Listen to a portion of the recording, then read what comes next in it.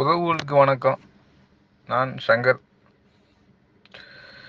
ஒரு உணவு மிக்க பதிவு, அது எல்லாரையும் சென்றடையும்னு நினைக்கிறேன். அதாவது இந்த பார்லிமெண்டம் எலெக்ஷனில் ராமநாதபுரம் தொகுதியில், அதாவது பிறந்த குழந்தை கூட வேலை செய்யுது. நான் இத்தனை காலங்களில் என்னோட வயசு இந்த 30 வயசு கடந்துருச்சு. இது வரைக்கும் நான் இந்த மாதிரி பார்த்ததே கிடையாது. 30 ஆண்டுகளுக்கு மேலே போனால் கூட நான் இந்த மாதிரி ஒரு எலெக்ஷனை பார்த்ததே கிடையாது. என்ன காரணம்னா, அதாவது அதிகாரத்தில் இருந்த ஒரு மக்கள் இப்போ அதிகாரத்தில் தூக்கி அடிக்கப்பட்டிருக்காங்க, வெளியேற்றப்பட்டிருக்காங்க. அதிகாரத்தில் இல்லை. அதிகாரத்தில் இருக்கும்போது, அதாவது அதிமுகங்கிற ஒரு அதிகார பொறுப்பில் இருக்கும்போது, நம்ம மக்களை எல்லா இடங்கள்லையும் நசுக்குனாங்க, மிதிச்சாங்க, சொத்துக்களை அபகரிச்சாங்க. இது மாதிரி அதிகப்படியான பாதிப்பு நம்ம சமுதாயத்தில் நடந்துச்சு. அதாவது இன்னைக்கு பார்த்தீங்கன்னா, எடப்பாடி ஆட்சி ஒரு 4 வருஷத்துல எங்கேயுமே எந்த பிரச்சனையும் கிடையாது. யதார்த்தம் நடந்த நிகழ்ச்சிகள் தவிர மற்ற எந்த ஒரு நிகழ்ச்சியும் இல்லை. இப்போ பார்த்தீங்கன்னா, தற்சமயம் தேர்தல் ஆணையத்துடைய கண்ட்ரோலில் காவல்துறை இருக்கு. இப்போவும் எந்த பிரச்சனையும் கிடையாது. எங்கேயுமே எந்த பகுதிகளிலையும் எந்த மக்களும் ஒரு கம்ப்ளைண்ட் கொடுத்தாங்கன்னா அது சட்டப்படி அது நடவடிக்கை எடுத்து தான் ஆகணும். ஏன்னா இப்போ தேர்தல் ஆணையத்துடைய மேற்பார்வையில் இருக்கு. அப்போ இப்போ இருக்கக்கூடிய சட்ட ஒழுங்கு எம்எல்ஏ எலெக்ஷன் முடிஞ்சாலோ எம்பி எலெக்ஷன் முடிஞ்சாலோ அது இருக்க மாட்டேன்றது நீங்களே கண்கூட பார்த்துருப்பீங்க. ஏன்னா அதிகாரத்தில் இருக்கக்கூடிய நபர்கள் ஒரு சாதிய சங்க தலைவர்கள் போல செயல்படுவது, இதுதான் திராவிட கொள்கை. இந்த கொள்கையில தான் திமுகவும் ஏடிஎம்கேயும் செயல்பட்டு இருந்துச்சு. ஜெயலலிதா, கருணாநிதி 2 பேருமே. இன்னைக்கு அந்த மாற்றங்கள் மாறிதுக்கு நம்ம மக்கள்கிட்ட சமூக ஒற்றுமை மிகப்பதியில் வளர்ந்துருக்கு. அதுதான் சொல்ல முடியும். நம்ம இந்த எலெக்ஷன்ல பலாப்பழ சின்னத்துக்கு சின்ன குழந்தை முதற்கொண்டு ஓட்டு கேட்குது. அதாவது அதிகாரத்துல விழுந்த ஒரு சமுதாயத்தை மறுபடியும் அதிகாரத்தை நோக்கி தூக்கி நிற்கிறதுக்கு ஒரு குழந்தை முதற்கொண்டு, அதாவது ஒவ்வொரு ஒன்றியத்திலையும் வாட்ஸ்அப் குரூப்புகள் ஏற்படுத்தப்பட்டு அங்க பாத்தீங்கன்னா பலாப்பழ சின்னத்துக்கு ஓட்டு கேட்குறாங்க. ஒவ்வொரு ஒன்றியமா அந்த மக்கள் எல்லாம் ஒருங்கிணைச்சு. திமுக, ஏடிஎம்கே இந்த மாதிரி இங்கெல்லாம் எதுவுமே கிடையாது. இப்ப எல்லாமே பாத்தீங்கன்னா சமுதாயம் தான் தவிர திமுக, ஏடிஎம்கே இந்த விஷயங்கள்லாம் ஒட்டுமொத்தமா அவங்களுக்கு எந்த வேறுபாடு, திமுக, ஏடிஎம்கே, நாம் தமிழர் இந்த வேறுபாடுலாம் கிடையாது. அவங்க தேவை அவங்க சமுதாயம்.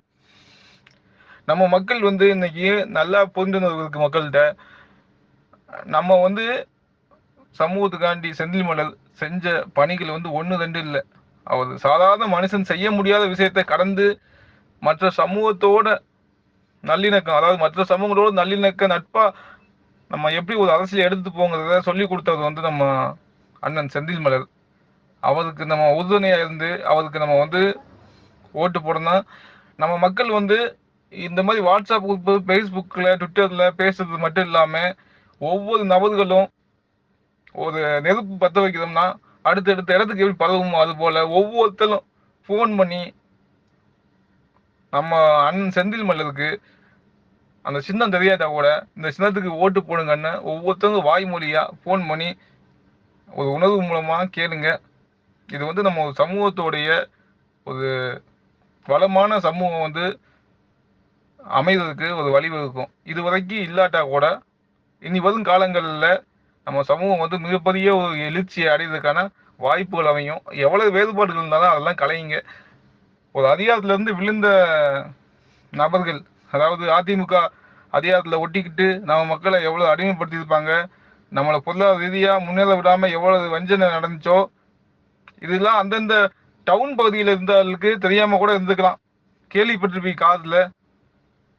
ஆனால் கிராமங்களில் இருக்கவங்களுக்கு நல்லாவே தெரியும்.